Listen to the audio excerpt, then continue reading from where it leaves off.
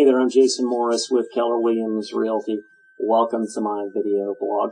What we're going to talk about today is how to get a real estate agent to buy your listing. Before we get into that topic, if you are interested in buying or selling a home, please feel free to click the links below the video for either search for homes for sale or to get a value opinion on your property. Now back to our topic.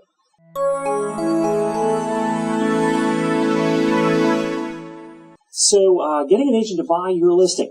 Now, before you get really excited about the idea of shortcutting the sales process of selling your home, what I mean is actually something slightly different.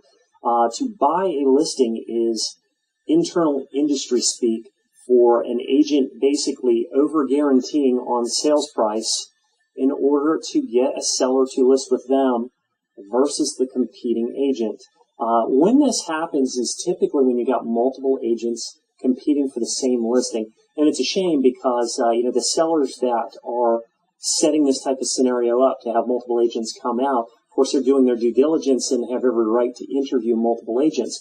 Unfortunately, what ends up happening is that if you really think about it, a single agent can't make the market move. Your house is going to sell for what it sells for.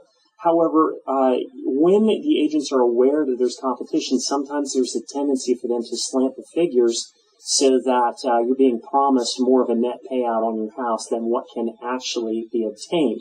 The idea is that if they get the listing, then they have the best chance of selling it versus the other agents who, of course, are turned down.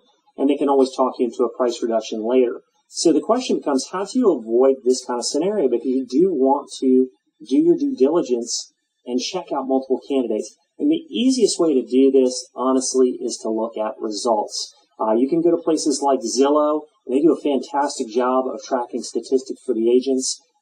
Every time a sale is done, they actually record it. So if you look up an agent's sales information on Zillow, you can see how many properties they sold in what area. You can also check out the customer reviews.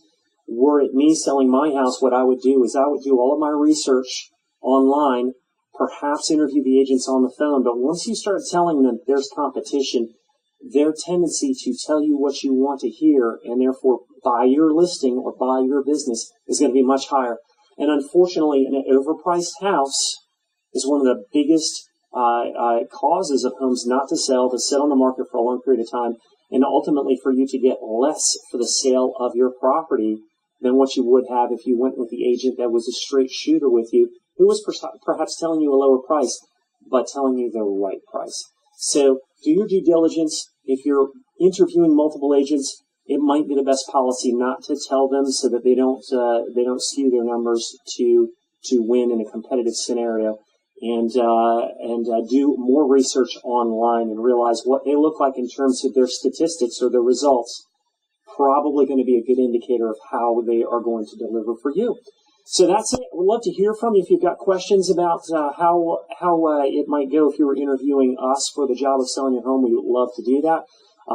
Keep the topics coming. We've been getting some great questions over comments and so forth, and I'd love to hear from you.